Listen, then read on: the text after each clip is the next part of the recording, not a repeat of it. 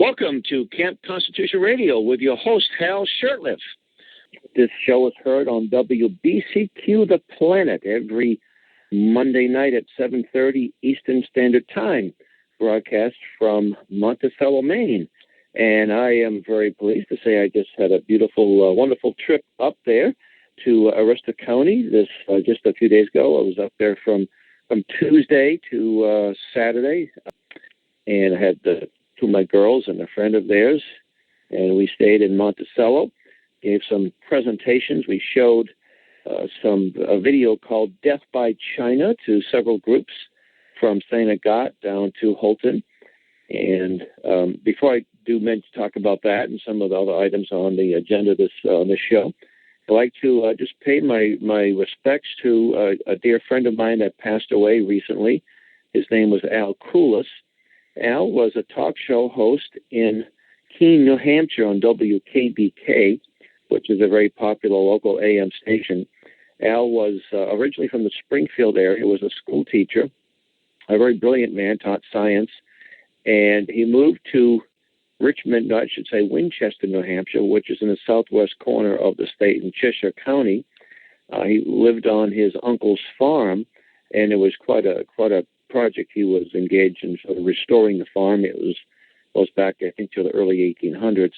But Al was quite the freedom activist, involved in a number of organizations. I think the Second Amendment was his passion, but he was also involved with other organizations dealing with liberty and freedom, including the John Birch Society. Anyway, Al would call the local radio station, WKBK, pretty much regularly, maybe once or twice a day, to the different hosts. And the manager at the time offered him a show. Originally, he was sort of just filling in for those on vacation, and then he within a short time, had a weekend slot. And weekend slots in some AM markets, it's sort of like dead air. Not a lot of people listening necessarily. The ads, if you buy ads on weekends, it's usually sort of they toss them in. It's not all that expensive. But Al's show was very popular, and he won several awards for his broadcast. In fact, one of the shows was during some very terrible flooding. It was storms, rainstorms, and that station he was on 24 hours, and people were calling in Al, updating him on the conditions of roads in certain places. And that, no doubt, not only did it probably saved some people's lives, and as a result of that, he got an award. He got a few other awards. So he was 72 years of age. He was actually visiting. He was visiting the hospital. It was an appointment, and he died in the office there. And so we want to just pay our respects to his memory, and God give us more. He's going to be sorely missed. We just need more people with his type of zeal and love for liberty and freedom. Anyway, so I got a chance to show the documentary Death by China. And this documentary is about an hour, almost an hour and a half long, a little longer than it probably had to be. But it was something that appeals to people on both sides of the what we would call the political ideological spectrum. It interviewed an AFL-CIO official, an attorney, a lady from I think her last name was Lee, who was an attorney for the AFL-CIO. It interviewed business people from different organizations, and it was very well done. And it talked about some startling statistics, which some people know, and some people don't realize quite the amount. And a man, one of the presenters said that 99% of our shoes are imported. 99%, folks. A generation ago, the United States made its own shoes. In fact, Maine was known for its shoes, and New England and Lowell, Massachusetts, and Brockton, Massachusetts, and all these other places now they're imported. And one of the points I thought was very interesting is they showed Obama bragging about all of our wonderful exports, how many millions of dollars of more exports, and every one of these experts interviewed in this documentary said exports are great, but when you're importing more than you're exporting, in fact, even if exports might increase, if your imports are increasing as much or more, you still have a deficit, a trade deficit. So it's not a good thing. And they mentioned that we have about a $3 trillion debt with China. They talked about the products we get from China are tainted, in some cases causing deaths, making people sick, killing pets. They had the pet food. And it's not just the products we get, the hard products, but we're also importing food from China, apples and shrimp. Can you believe? And they raise these shrimp and fish on these very unsanitary fish farms. And of course, it's probably not a good idea to buy any farm-raised fish, period, but especially coming from China. And when they're brought into this country, the Food and Drug Administration can only inspect about a percentage of what they come in, about 15%. And they say that of those inspected, of the fish inspected, something like 60% or 65% are rejected. And they don't seize the cargo. What they do is if they try to ship it into New York or Boston and it's rejected, it goes to another city, and eventually the stuff is accepted. On top of that, they violate all of the policies by the World Trade Organization, which they joined. And it had some footage of Bill Clinton. When he was running for president, he was rightfully critical of the trade policies of the George H.W. administration, H.W. Bush administration. He sounded like a real patriot.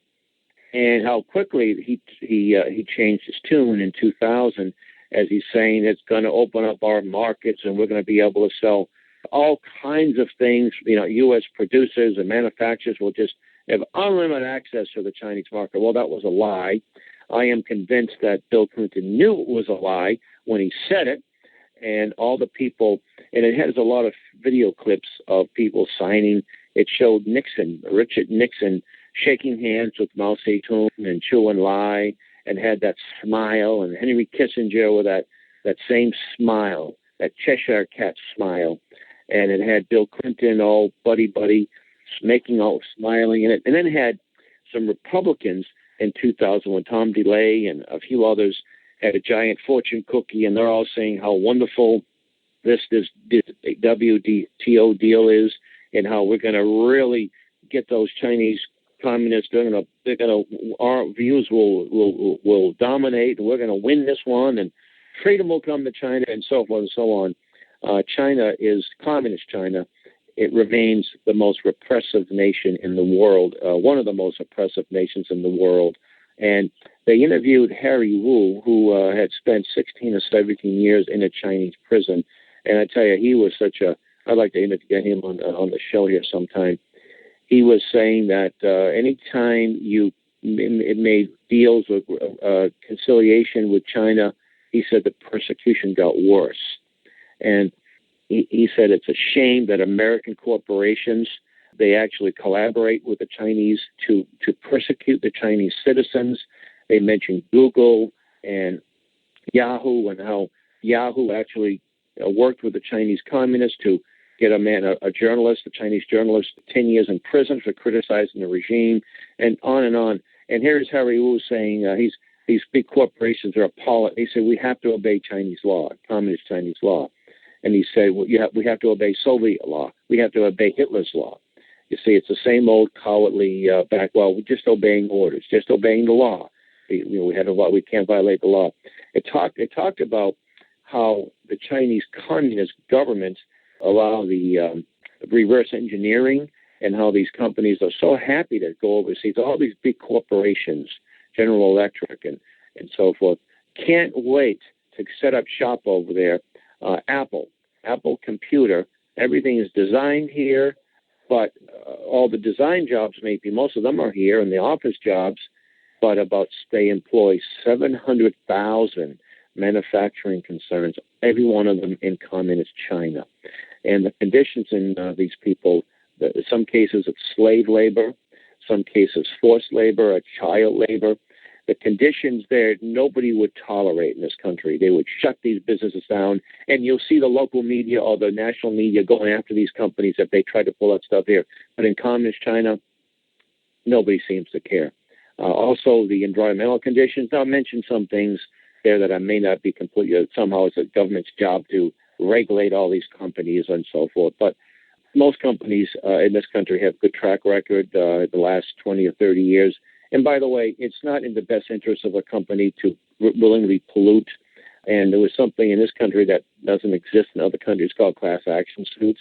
And there's ways to do things without the heavy hand, without EPA and OSHA. But nevertheless, they don't have any of things in China. And people think of these Chinese companies as somehow free market, that some Chinese, hard-working Chinese citizens can go to college and put money away. They can invest in a business, or they get investors and get a factory and start making contracts with U.S. companies. It doesn't work that way. The Chinese communists have it. It's really it's worse than the mafia, but they're the ones that determine who has the factories and the policies. So these factory owners aren't independent agents. They're agents of the communist government. And anyway, and in fact, one company pointed out that made paper shredders. I can't remember the name of the company. And they were so happy to outsource their products to China. They could save all kinds of money. One day, the Chinese government, their partners simply just threw all the employees out and took over the company, just like that. And where's your recourse? You're going to go to a court? You're going to go to a civil court in communist China? You think so?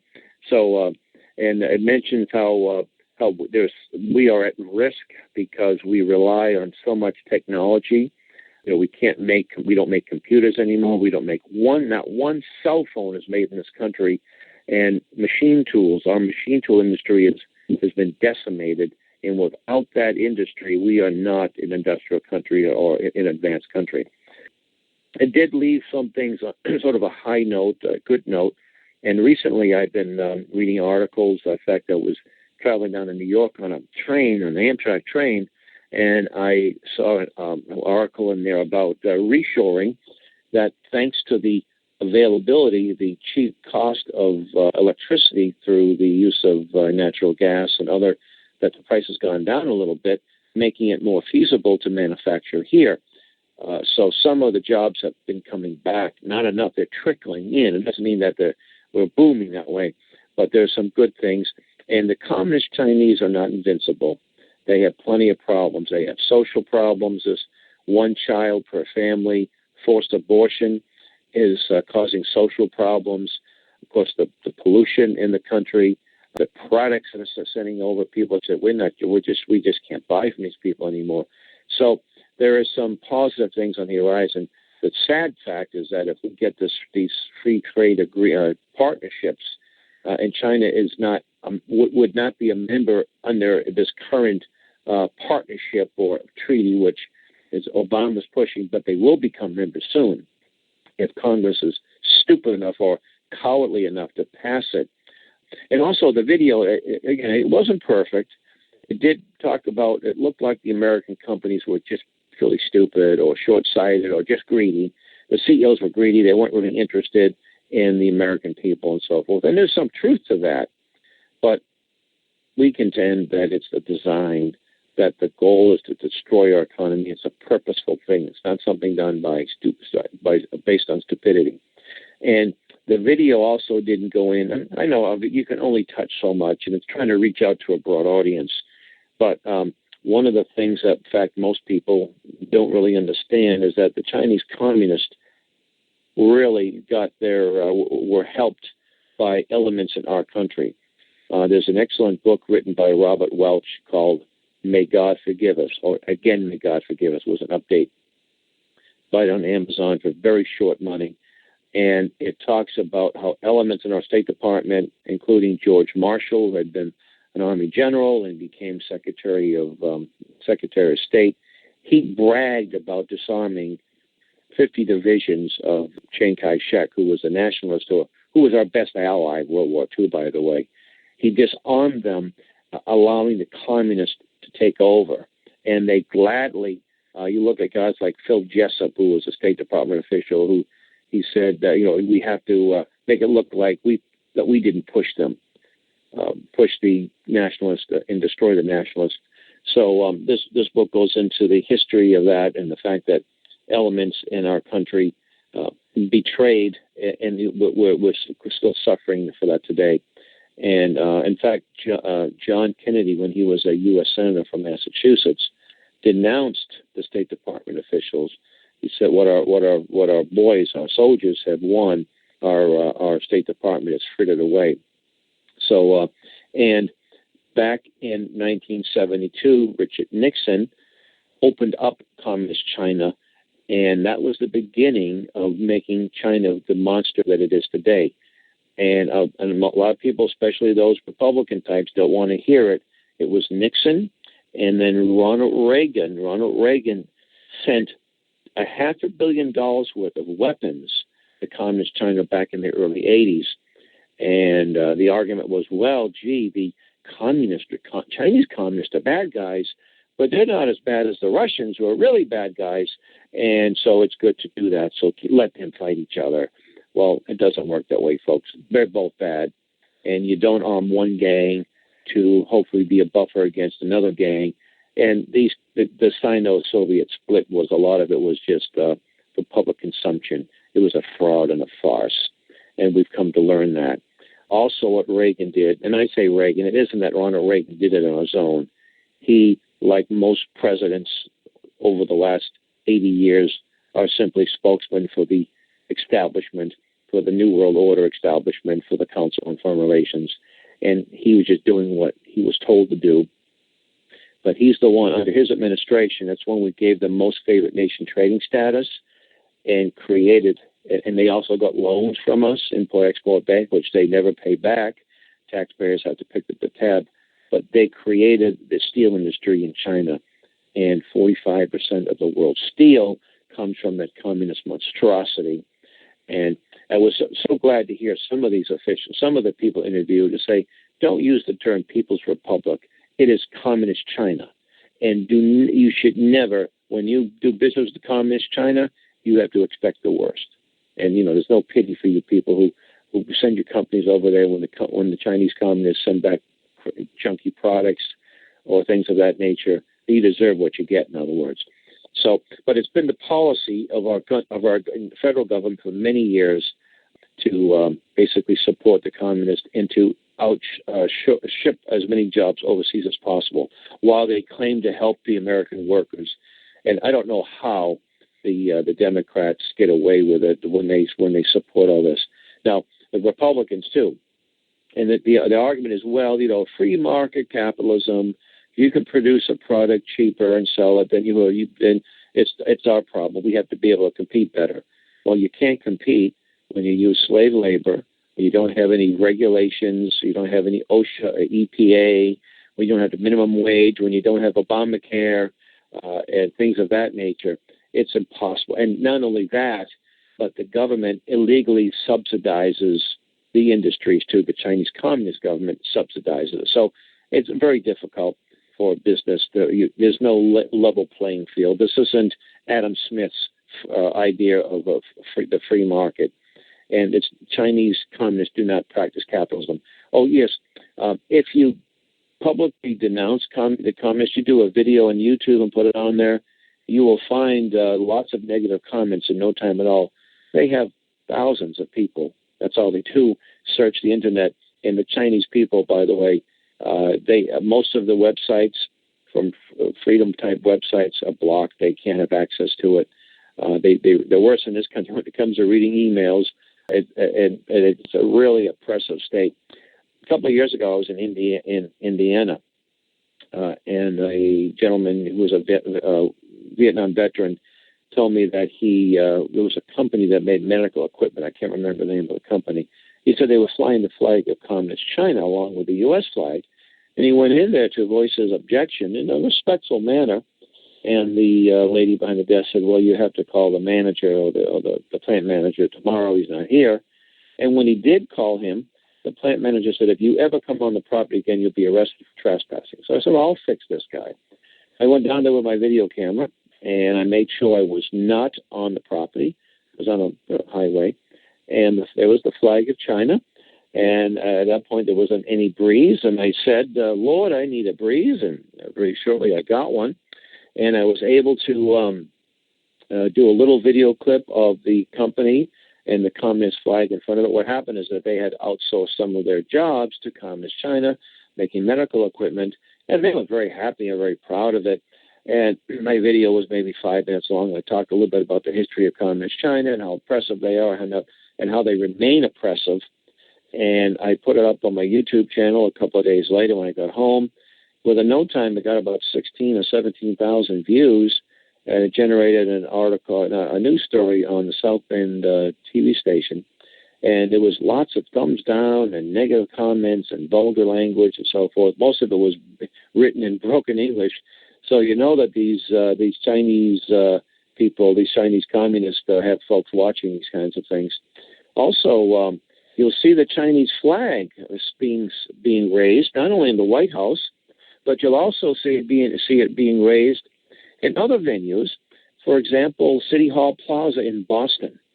Oh, it was about 5 or 6 years ago I got wind of this, and we had I call them outreaches, I don't call them demonstrations, but there were some of us and my friends and some few other groups. We handed out information, we had some signs made up, and it was a private organization, but they raised the flag honoring the Chinese, bloodthirsty Chinese revolution, Mao Zedong's revolution, and City Council of Boston passed a resolution commemorating this event.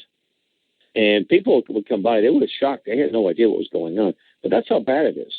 But you see, I don't know if everybody in the City Council in Boston is pro-Chinese communist, but there's a lot of money. And there's also fear.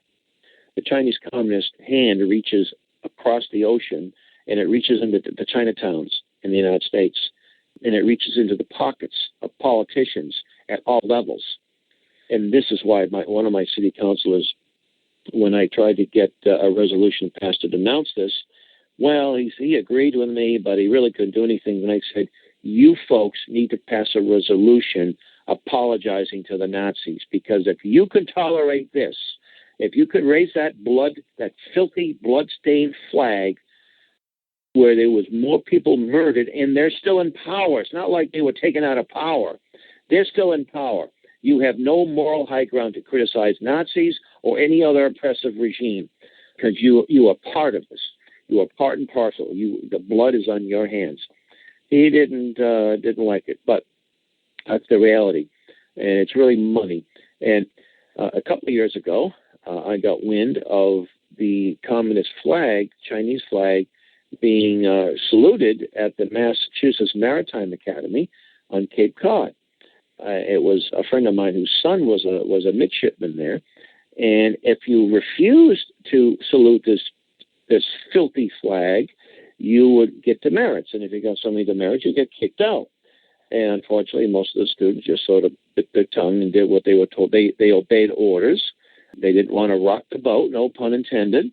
I went down there with a friend of mine who has a YouTube channel, his own show, and we did a little footage. Now, the reason why they were flying the flag during their Friday morning parade or procession was because they had Chinese students, exchange students. Now, keep in mind that these Chinese students aren't just nice Chinese kids who worked hard and are going to college and trying to make. These are Chinese communist agents. In fact, practically every Chinese student from mainland China to this country, not all, but practically all of them, are Chinese government agents or can be used as agents. They're not over here because they're getting a Pell Grant. They're here for a reason. And you'll find a lot of them at our engineering schools. MIT has a very large communist Chinese student population. And you would think, well, they're over here. They're getting the ideas of freedom and living in a government and democracy, right? As they are. No, because we're not a democracy. No, that's not what's going on. In fact, they're probably more conservative than most of the professors. But they're getting our technology, they're getting our know-how, and they're bringing it back to communist China. So anyway, so getting back, so they're raising the flag of communism, and I did some video, YouTube clips of this as well. My YouTube channel, if you just go to YouTube, I think the one in Boston that was titled From Cradle of Liberty to Cradle of Tyranny, and it shows the communist flag being raised. And so what's happening here? Also the flag raising at the academy, the Maritime Academy. We didn't get them to raise. They weren't raising the flag because the cadets had gone home at that point, but they still had the Chinese flag in the honor guard. So we got some footage of that, and as we were putting the cameras away, the commandant came over. Very nice looking guy. He's probably in his mid-60s, and a very smart looking white Navy outfit uniform. Lots of fruit salad. He probably is Vietnam veteran and served honorably. He asked us what we were doing. He was very polite, and we told him, and he said, "Oh yes," he said, "the Chinese kids are great," and he said, "Our kids are over there, and they're treated like rock stars, and everything's just wonderful." And I said, well, how do you answer the fact that Chinese were just caught spying on us, and Chinese people in Boston? And he said, "Oh, we spy on them, they spy on us, it's just no big deal." And he went on to say that we are no longer a manufacturing, or we don't make ships anymore, we don't make things, we're just interested in leisure time, and like it was a good thing. And I said to him, "How long can you be a free people when you don't make anything?" He didn't want to answer that. I wish we kept the camera rolling. That's on The Rest of the Story. That's the YouTube channel. I think it's called The Rest of the Story. And the host does the show out of Sharon, Massachusetts. It's a cable TV show. Then he puts the videos on YouTube. So that's what you see. If you find that, you'll be able to see that. And I think it was about 4 or 5 years ago. And as far as I know, they're still doing it. And it's probably being done in many other parts of the country, other schools. So and when I bring this up, I called a local talk show, popular Sunday afternoon talk show host, who had been Avi Nelson, who at one time was managing his own station some years ago, and he couldn't believe it. But you ask for an investigation, you go to your state reps, state senators, they shrug their shoulders, because there's lots of money involved. Back in 2000, the Chinese Ocean Shipping Company was setting up shop in Boston. And the Chinese Ocean Shipping Company is really an arm of the People's Liberation Army, the Chinese Communist military. It is not some kind of separate entity. They consider wherever they have shipping concerns, their assets are basically military posts. So they're opening up shop in Boston. And we tried to get an investigation by City Council, by the City Hall, by the Massachusetts State Senate, State House, and we couldn't get anywhere with the state. Then 9/11 came, and about a week later, I did get a response from a state rep. Yep, he says, I agree with you. We need to do something, and then nothing happened. And they were making a big deal about a liquefied natural gas place in Boston that wasn't secure. Meanwhile, the Chinese Ocean Shipping Company, we got very little media attention. We went to the media. We were hoping for an article in the Boston Globe, the Boston Herald.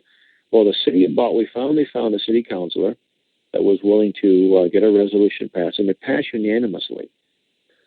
Some of these same people who rightfully condemned the Chinese communists in 2001 were more than happy to pass a resolution praising them in 2010, 2011. Anyway, we held hearings, and there was only 1 or 2 city councils during the hearings. And these Massachusetts officials, Massport, they were telling us, "Oh, the X-ray equipment that we use to look at this stuff is made in the United States." And then we counted, well, yeah, but you can only look at about 15% of it. And if these people are so wonderful and they're our friends, why do you have to even X-ray? Why do you even have to do that? So there was some media that showed up, and it was interesting that they actually told us that this probably wouldn't be. It probably wouldn't be any articles. Anyway, you're listening to Camp Constitution Radio on WBCQ The Planet. And boy, there's so much to say, but this is I think one of the fastest 30 minutes in radio. So thank you for listening, and God bless you.